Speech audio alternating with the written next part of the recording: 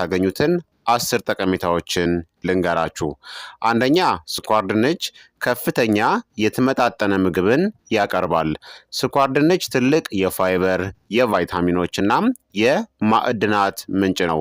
200 ግራም የሚመዝን ስኳር ድንች የካሎሪ ይዘቱ 180፣ ካርቦሃይድሬትስ 41 ግራም፣ ፕሮቲን 4 ግራም፣ ስብ 0.3 ግራም፣ ፋይበር 6.6 ግራም፣ ቫይታሚን ኤ 213% የዕለታዊ ፍላጎታችሁን፣ ቫይታሚን ሲ 44% የዕለታዊ ፍላጎታችሁን፣ ማንጋኔዝ 43% የዕለታዊ ፍላጎታችሁን፣ መዳብ 36% የዕለታዊ ፍላጎታችሁን፣ ፓንታቶኒክ አሲድ 35% የዕለታዊ ፍላጎታችሁን፣ ቫይታሚን ቢ6 34% የዕለታዊ ፍላጎታችሁን፣ ፖታሲየም 20% የዕለታዊ ፍላጎታችሁንና ኒያሲንን ደግሞ 19% የዕለታዊ ፍላጎታችሁን ያቀርባል ማለት ነው። ስለዚህ ስኳር ድንች እጅግ በጣም በርካታ የተመጣጠነ ምግብን ያቀርባል።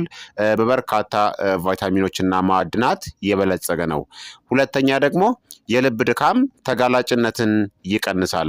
ስኳር ድንችን መመገብ ቫይታሚን ሲክስን የሚያስገኝ ሲሆን ይህ የቫይታሚን አይነት ደግሞ በሰውነታችን ውስጥ ያለውን ለልብ ድካም የሚያጋልጥ የሆሞሳይስታይን ኬሚካልን ያስወግድልናል ማለት ነው። ሶስተኛ የቆዳን ውበትና ጤንነትን ለመጠበቅ ይረዳል። ቫይታሚን ሲ እንደ ጉንፋን ያሉ በሽታዎችን ለማከምና ለመከላከል የሚረዳ ሲሆን ስኳር ድንች ውስጥም የሚገኝ ከፍተኛ የሆነ የቫይታሚን አይነት ነው። ቫይታሚን ሲ ለአጥንትና ለጥርስ ጤንነት፣ ለምግብ መፈጨት እንዲሁም ለደም ሕዋስ መመጣጠን የራሱ ጥቅም አለው።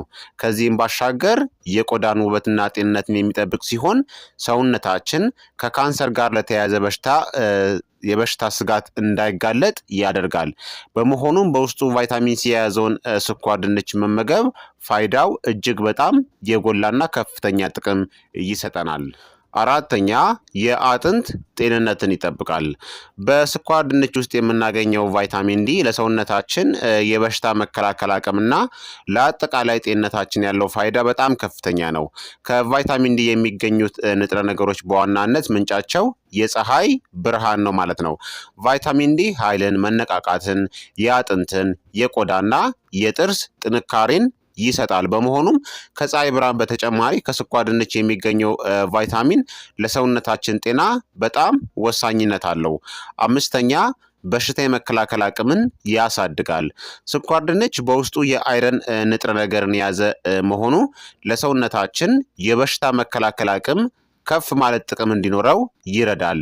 አይረን ሰውነታችን በቂ ኃይል እንዲኖረው የሚያግዝ ንጥረ ነገር ሲሆን የነጭና የቀይ የደም ሕዋሶችን በማጠናከር የበሽታ መከላከል አቅም እንዲጨምር ያደርጋል።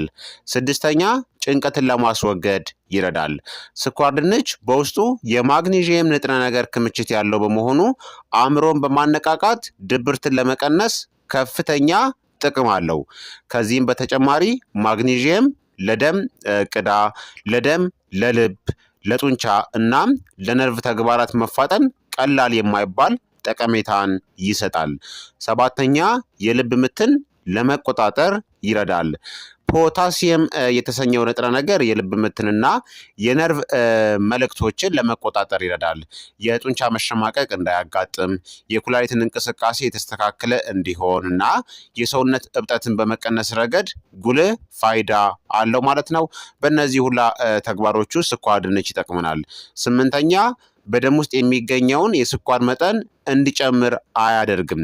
ስኳር ድንች ጣፋጭ ምግብ ቢሆንም ወደ ደማችን የሚቀላቀለው ተፈጥሮ የስኳር መጠናቸው እጅግ በጣም ዝቅተኛ ነው።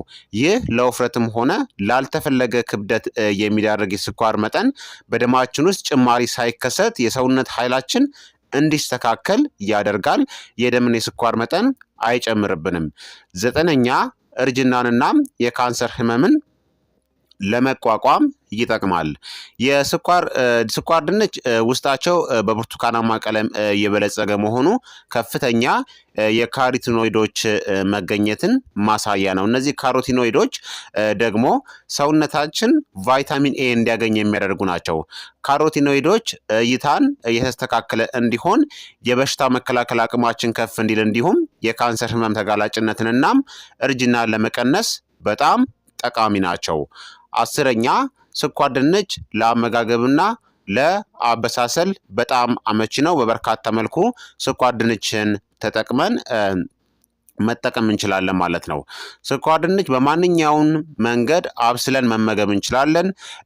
ቀቅለን፣ ጠብሰን፣ ከትፈን ወይም ደግሞ ፈጭተን መመገብ የሚቻል መሆኑ ለአመጋገባችን አመቺና ለአበሳሰልም በጣም ቀላል ያደርገዋል። እንደ ልባችን ስኳር ድንችን መጠቀም እንችላለን ማለት ነው። ስለዚህ ክቡራትና ክቡራን ተመልካቾቼ ከዚህ ቪዲዮ በኋላ ስኳር ድንች እጅግ በጣም ዘርፈ ብዙ ጠቀሜታ ስላለው ስኳር ድንችን በቀን መጠነኛ መጠቀም ትችላላችሁ ማለት ነው። በቀን 200 ግራም ከተጠቀማችሁ እነዚህም በርካታ ጠቀሜታዎችን ከስኳር ድንች የምታገኙ ይሆናል ማለት ነው። ነገር ግን ከልክ በላይ አትጠቀሙ። ከልክ በላይ